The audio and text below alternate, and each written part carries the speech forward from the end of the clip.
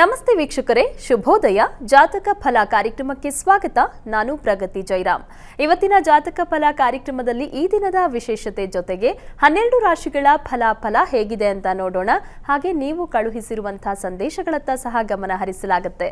ಮೊದಲಿಗೆ ಪ್ರಾಜ್ಞರಾದ ಶ್ರೀಕಂಠ ಶಾಸ್ತ್ರಿ ಅವರನ್ನ ಕಾರ್ಯಕ್ರಮಕ್ಕೆ ಸ್ವಾಗತಿಸೋಣ. ಶಾಸ್ತ್ರಿಗಳೇ ನಮಸ್ಕಾರ, ಕಾರ್ಯಕ್ರಮಕ್ಕೆ ಸ್ವಾಗತ. ನಮಸ್ಕಾರಗಳು. ಶಾಸ್ತ್ರಿಗಳೇ, ಮೊದಲಿಗೆ ಈ ದಿನದ ವಿಶೇಷತೆ ಬಗ್ಗೆ ತಿಳಿಸ್ಕೊಡಿ. ಶ್ರೀ ಗುರುಭ್ಯೋ ನಮಃ. ಹರಿ ಓಂ.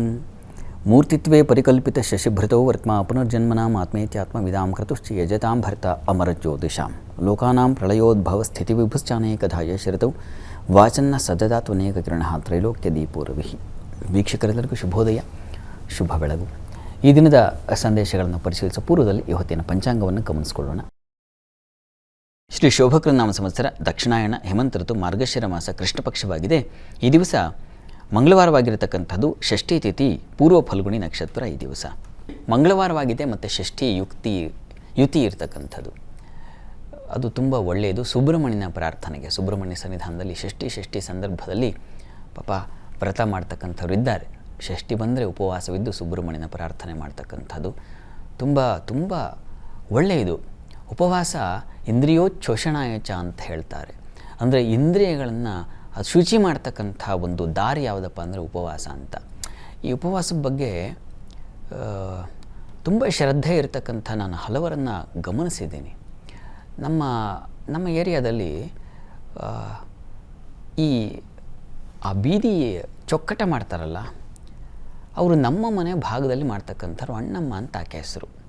ವಯಸ್ಸಾಗಿದೆ, ಆದರೆ ಸಾಕಷ್ಟು ಬೀದಿಗಳ ಅವರು ಅಚ್ಚುಕಟ್ಟುತನ ಮಾಡ್ತಾರೆ, ಕ್ಲೀನ್ ಮಾಡ್ತಾರೆ, ಗುಡಿಸ್ತಾರೆ ಬೆಳಿಗ್ಗೆ ಅಷ್ಟೊತ್ತಿಗೆ ಬಂದು. ಆಕೆ ನಾನು ಕಳೆದ ವಾರ ಮಾತಾಡಿಸ್ತಾ ಇದ್ದೆ. ಆಕೆ ಈ ಒಂದು ವ್ರತ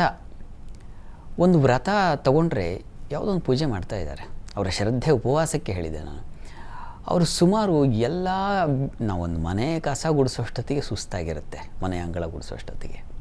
ಅವರು ಬೀದಿಯನ್ನೆಲ್ಲ ಗುಡಿಸಿ ಕಿಂಚಿತ್ತು ಅವ್ರ ಮುಖದಲ್ಲಿ ಒಂದು ಏನು ಸುಸ್ತು ಅಥವಾ ಏನು ಹೈರಾಣಾಯಿತು ಅನ್ನೋ ಒಂದು ಲವಲೆ, ಒಂದು ಗೆರೆಯೂ ಇಲ್ಲ. ಏನು ತಿಂಡಿ ಏನಾದರೂ ತಿಂದ್ರೆ ಅಂತಂದರೆ ಇಲ್ಲ, ನಾನು ವ್ರತ ಮಾಡ್ತಾಯಿದ್ದೀನಿ, ಉಪವಾಸ ಇದ್ದೀನಿ ಅಂತ. ಈ ಕೈ ಮುಗಿದೆ ನಾನು ಆಕೆಗೆ. ಎಷ್ಟು ಶಕ್ತರಾಗಿದ್ದಾರೆ. ಅದು ಉಪವಾಸನ ಯಾವುದೇ ಹಿಂಸೆ ಮಾಡಿಕೊಳ್ಳದೆ ಶ್ರದ್ಧೆ ನಿಷ್ಠೆ ಅಂದರೆ ಅದು ಅಂತ ಅನ್ನಿಸ್ತು ನನಗೆ. ಅಂದರೆ ಹೀಗೆ ಯಾವುದಾದ್ರೂ ದೇವತಾ ಉಪಾಸನೆ ಅಂತ ಶುರು ಮಾಡಿ ನಾವು ಅಯ್ಯೋ ಉಪವಾಸ ಇಡೀ ದಿನ ನಾವು ಇನ್ನೇನೋ ಹಣ್ಣು ಹಂಪಲೋ ಮತ್ತೊಂದು ತೀರ್ಥ ಈ ಥರ ತಟ್ಟೆ ಮುಂದೆ ನಿಂತುಕೊಂಡು ಅಥವಾ ಇನ್ನೇನೋ ಟೇಬಲ್ ಮುಂದೆ ಕೂತು, ಹಾಗಲ್ಲ ಅದು. ಎಷ್ಟು ಕೆಲಸ ಮಾಡಿದ್ರು ಮುಖದಲ್ಲಿ ಆ ಸುಸ್ತು ಹೈರಾಣು ಅನ್ನೋದು ಕಾಣಬಾರ್ದು. ನಾನು ಉಪವಾಸ ಮಾಡ್ತಾಯಿದ್ದೀನಿ ಅಂದರೆ ಜಗತ್ ಪ್ರದರ್ಶನ ನತು ಪ್ರದರ್ಶನ ಅಂತ ಹೇಳುತ್ತೆ. ಹಾಗೆ ಮಾಡಬೇಕು. ನನಗೆ ಆಕೆ ದೊಡ್ಡ ಆದರ್ಶ ಅನ್ನಿಸ್ತು ಆ ಅಣ್ಣಮ್ಮ. ಹಾಗೆ ಪೂಜೆಗಳನ್ನು ಅಥವಾ ಏನೋ ವ್ರತವನ್ನು ಅಥವಾ ಇನ್ನೇನೋ ನಾವು ತೊಗೊಂಡಾಗ ಮಾನಸಿಕವಾಗಿ ನಾವು ಮಾಡೋ ಕೆಲಸದಲ್ಲಿ ಯಾಕೆ ಏನು ದೇವಸ್ಥಾನಕ್ಕೆ ಹೋಗಿ ಮತ್ತೇನೋ ಹೋಗಬಹುದು ಒಂದು ದಿವಸ, ಆದರೆ ಮಾಡುವ ಕೆಲಸ ಇದೆಯಲ್ಲ ಅದರಲ್ಲಿ ಆ ನಿಷ್ಠೆ ಶ್ರದ್ಧೆಯನ್ನು ತೊಡಗಿಸ್ಕೊಳ್ತಕ್ಕಂಥ, ತಾನು ಉಪವಾಸ ಇದ್ದೀನಿ ಅನ್ನೋದು ಹೇಳಿಕೊಳ್ಳದೆ ಅಷ್ಟೇ ಲವಲವಿಕೆಯಿಂದ ಮಾಡೋದು ದೊಡ್ಡತನ. ಆ ಥರದ್ದು ಒಂದು ಮನಸ್ಥಿತಿಯನ್ನು ಬಹುಶಃ ಅವರು ಉಪವಾಸ ಆ ಥರದ್ದು ಎಷ್ಟೋ ವ್ರತಗಳನ್ನು ಮಾಡಿ ಈ ವಯಸ್ಸಿಗೆ ಅಷ್ಟು ಒಂದು ಪಟುತ್ವ ಬಂದಿದೆ ಅಂತ ಅನಿಸುತ್ತೆ ನನಗೆ. ಹಾಗೆ ಶಾಂತ ಸ್ವಭಾವ ಆಕೆಯಿಂದ ಕಲಿಯೋದು ಬಹಳ ಇದೆ ಅಂತಲೂ ಅನಿಸುತ್ತೆ ನನಗೆ. ಏಕೆಂದರೆ ಅಂಥ ಗುಣ ಇರ್ತಕ್ಕಂಥ ಮಹಿಳೆ ಆಕೆ.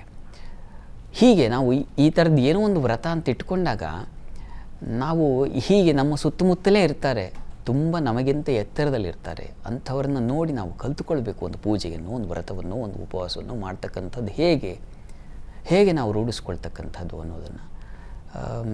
ಹಾಗೆ ಈ ದಿವಸ ಆ ಷಷ್ಠಿ ಸುಬ್ರಹ್ಮಣ್ಯನ ಸನ್ನಿಧಾನದಲ್ಲಿ ಮಾಡಿಸ್ತಕ್ಕಂಥ ಪೂಜೆಯೋ ವ್ರತವೋ ನಿಮ್ಮ ಯಾವುದು ನಿಷ್ಠೆ ಇದೆ ಆ ರೀತಿಯಲ್ಲಿ ಅದು ಪೂಜೆ ಅನ್ನೋದು ಹೊರೆ ಆಗಬಾರ್ದು ನಮಗೆ. ಅದನ್ನೇ ನಾನು ಹೇಳಕ್ಕೆ ಹೊರಟಿದ್ದು.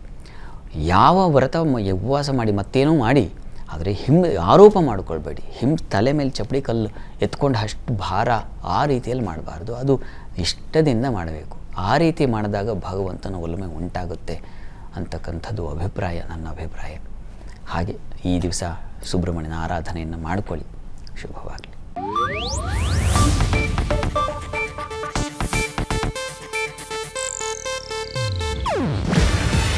ಇದು ಏಷ್ಯಾನೆಟ್ ನ್ಯೂಸ್ ನೆಟ್ವರ್ಕ್ ಪ್ರಸ್ತುತಿ. ನೀವು ನೋಡ್ತಿದ್ದೀರಾ ಏಷ್ಯಾನೆಟ್ ಸುವರ್ಣ ನ್ಯೂಸ್.